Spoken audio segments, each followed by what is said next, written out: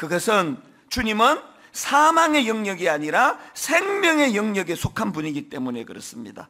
죄의 영역이 아니라 의의 영역에 속한 그분은 사망 안에 갇혀 있을 수 없으십니다. 그러면서 이분이 하는 말이, 예수님이 살아계실 적에도 사망이 예수님 근처에 가면 여지없이 박살나 버렸습니다. 그러면서 그 다음에 그 사례를 쭉 드는데요, 그 내용도 직접 한번 들어보세요.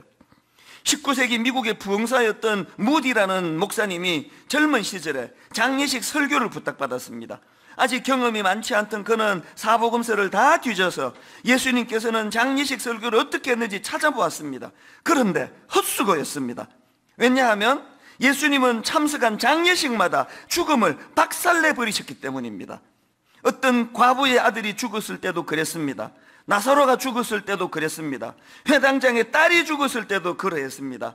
이처럼 예수님이 참석한 장례식은 모두 다 죽은 사람들이 부활하는 바람에 초상집이 잔치집으로 바뀌어 버렸습니다. 그래서 이분 주장하는 게, 십자가에서 부활하신 주님의 그 사건을 설명하면서 죽은 것은 사망이지 예수님이 아닙니다. 예수님 안에서 죽음이 죽어버리신 사건, 이게 부활절이라는 겁니다. 부활 사건이라는 겁니다.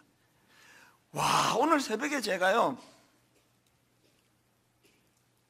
아웃 오브 더 박스라고 하는 인간의 생각을 깨트리시는 엠마오를 향한 두 제자에 대한 주님의 일하심을 보면서 어떻게 이 내용이 첨부 파일로 제게 전해질 수가 있는가, 새벽에 너무 기뻤던 게요, 오늘 설교가 풍성해질 것이라는 그 기쁨도 있었지만 근원적으로 기뻤던 게 뭔지 아십니까?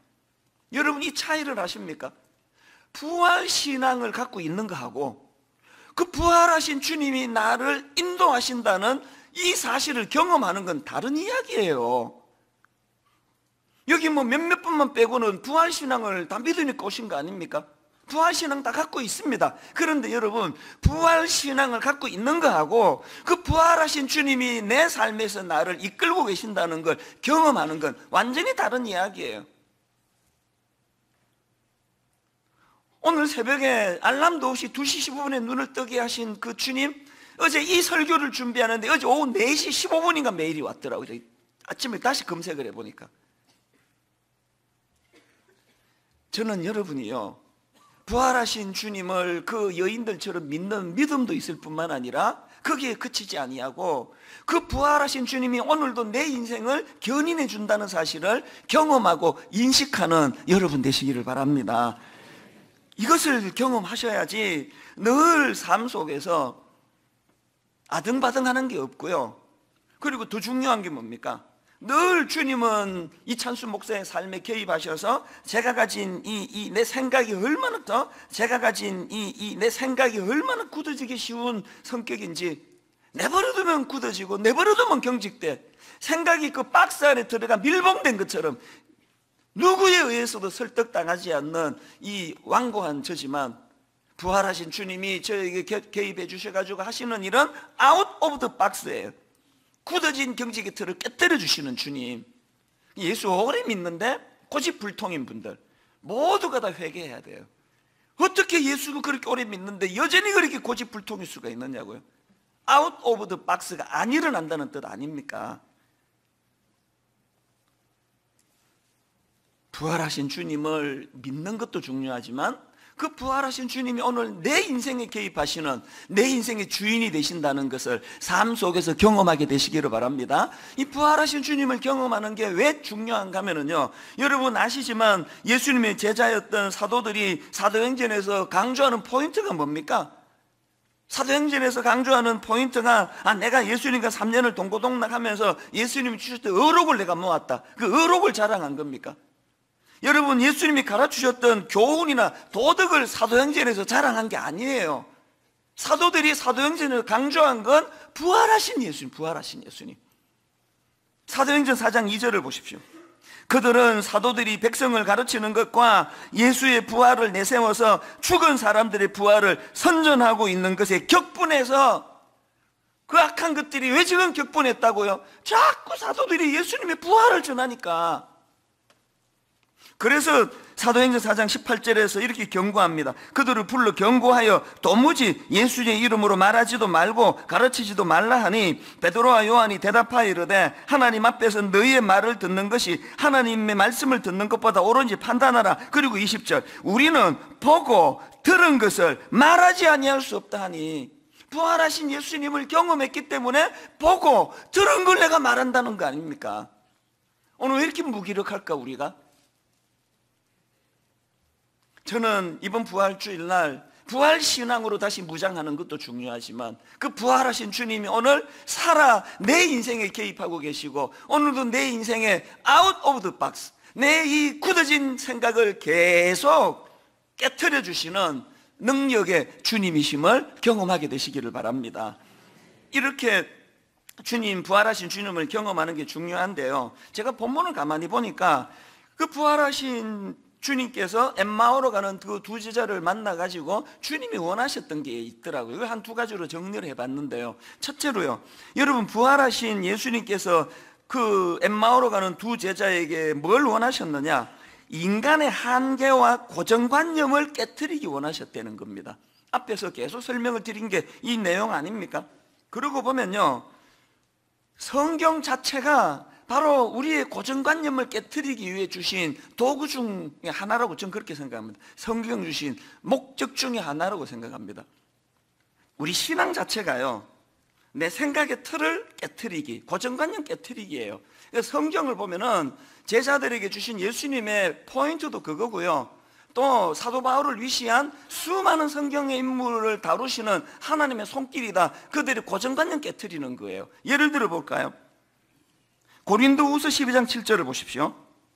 여러 계시를 받은 것이 지극히 크므로 너무 자만하지 않게 하시려고 내 육체에 가시 곧 사탄의 사자를 주셨으니 이는 나를 쳐서 너무 자만하지 않게 하려 하심이라. 아니, 세상에 바울은 지금 자기가 겪는 그 극심한 고통을 어떻게 이렇게 성숙하게 이거를 성화시킬 수 있습니까? 분석할 수 있습니까? 자기가 당하는 고통이 교만하지 않도록 하나님이 주시는 축복 같은 조치라는 거예요. 사도 바울이 어떻게 이런 성숙한 생각을 하게 되었느냐? 사도 바울의 그 고정관념을 깨트려 주시는 하나님의 메시지 때문이에요. 바로 그 다음 8절부터 한번 보십시오. 이것이 내게서 떠나가게 하기 위하여 내가 3번 주께 간구하였더니 나에게 이르시기를 내 은혜가 내게 족하도다. 이는 내 능력이 약한 데서 온전해짐이라 하신지라. 그러므로 도리어 크게 기뻐함으로 나의 여러 약한 것들에 대하여 자랑하리니 이는 그리스도의 능력이 내게 머물게 하려 하심이라. 그러므로 내가 그리스도를 위하여 약한 것들과 능력과 궁핍과 박해와 공고를 어떻게 한다고요? 기뻐하노니 이는 내가 약한 그때에 강함이라. 사도 바울이 어떻게 자기가 당하는 그 고난을 그렇게 성숙하게 받았냐고요? 하나님께서 그의 경직을 풀어주시고 그냥 약한 건 다 나쁜 거고 고난은 다 피해야 되는 거고, 이런 경직된 생각에 빠지기 쉬운 죄성을 가진 우리들에게 늘 고정관념을 깨트려 주시는 하나님의 은혜를 사도 바울이 누렸고, 그리고 그것을 우리가 말씀으로 깨닫기 때문에 우리의 고정관념이 깨지는 거 아니겠습니까? 저는 박스에 갇혀가지고 경직된 근육처럼 그렇게 우리의 생각이 굳어지는 걸 주님께서 늘 그것을 깨트려 주신다는 사실을 인식하고 그 은혜의 자리로 나아가게 되기를 바랍니다. 그런가 하면은 두 번째로, 이렇게 주님은 박스 안에 갇혀있는 우리 생각의 틀을 깨트리기 원하시는데요, 두 번째로 그 생각의 틀을 깨는 도구로 주님은 성경을 사용하기 원하신다는 겁니다. 잘못된 생각에 빠진 제자들을 깨우치는 과정을 담고 있는 27절을 한번 가만히 보십시오. 이에 모세와 모든 선지자의 글로 시작하여 모든 성경에 쓴 바 자기에 관한 것을 자세히 설명하시니라. 32절, 그들이 서로 말하되 길에서 우리에게 말씀하시고 우리에게 성경을 풀어주실 때에 우리 속에서 마음이 뜨겁지 아니하더냐. 엠마오로 가는 그 두 제자에게 무슨 도덕적인 훈계를 해서 깨우친 게 아니에요. 말씀을 풀어주시는 거예요. 제가 그 엠마오로 향하는 두 제자를 말씀으로 깨우치는 주님의 모습을 보면서 참제 부모님이 너무 감사해지는 겁니다. 나의 사랑하는 채 비록 헤어졌으나 어머님의 무릎 위에 앉아서 재미있게 듣던 말 그때 일을 지금도 내가 잊지 않고 기억합니다. 우리는 같이 한번 불러보시겠습니까? 귀하고 귀하다 우리 어머님이 들려주시던 재미있게 듣던 말 이 책 중에 있으니 이 성경 심히 사랑합니다. 우리의 고정관념을 깨트려 주시기 원하시는 그 주님께서 성경을 통하여, 이 성경을 통하여 우리의 굳은 생각을 깨트려 주신다는 걸 꼭 기억하시고 성경을 늘 가까이 하시는 그런 저와 여러분 되시기를 바랍니다. 그 책 중에서요, 삶으로 이어지는 성경 읽기, 이런 제목의 책이 있는데 거기 이런 내용이 있더라고요. 다른 책들은 우리에게 정보를 주기 위한 것이지만 성경은 우리에게 변화를 주기 위한 것이다. 그 참 의미 있는 내용 아닙니까? 다른 책들은 우리에게 정보를 주기 위한 것이지만 성경은 우리에게 변화를 주기 위한 것이다. 제가 그 글을 읽는데요, 그 유진 피터슨이 쓴 책 중에서 이 책을 먹어라, 그런 제목의 책 기억하십니까? 아니 왜 이 책을 읽어라 그러질 않고 이 책을 먹어라 그러는 거예요. 성경은 읽는 게 먹는 거예요. 영향을 받는 게 먹는 겁니다. 생명의 말씀에 영향을 받아서 내 경직된 생각이 풀어지고 내 절망이 말씀으로 풀어지고 이 말씀이 진리의 말씀임을 내가 믿고 읽을 때 엠마오라는 엉뚱한 길로 접어든 그들이 다시 원래의 길로 되돌아서는 능력이 되는 줄로 믿습니다. 이렇게 주님께서 이 성경이라는, 성경 말씀이라는 도구를 가지고 두 제자의 고정관념을 깨트리시는데요, 그렇게 주님이, 부활하신 주님이 그들을 만나 고정관념을 깨트려 주니까 이 두 제자에게 어떤 변화가 일어납니까? 두 가지 변화가 일어나네요. 첫째, 마음이 회복이 됐습니다. 32절, 그들이 서로 말하되 길에서 우리에게 말씀하시고 우리에게 성경을 풀어주실 때에 우리 속에서 마음이 뜨겁지 아니하더냐? 아까 낯빛이 슬프고 우울하고 절망적인 그들이었는데 말씀으로 그들에게 다가가신 주님을 대면하고는 마음이 풀어졌어요.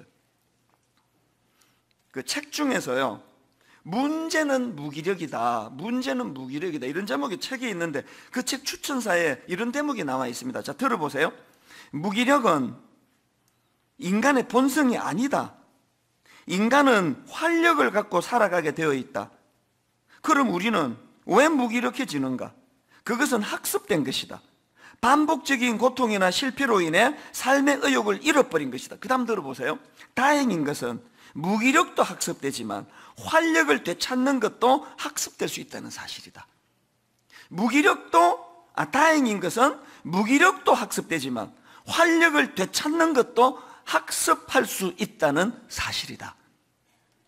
성경은요, 우리의 무기력을 깨트리는 능력입니다. 성경은요, 무기력도 학습되지만 활력을 되찾는 것도 학습이라는 사실을 깨닫는 도구예요.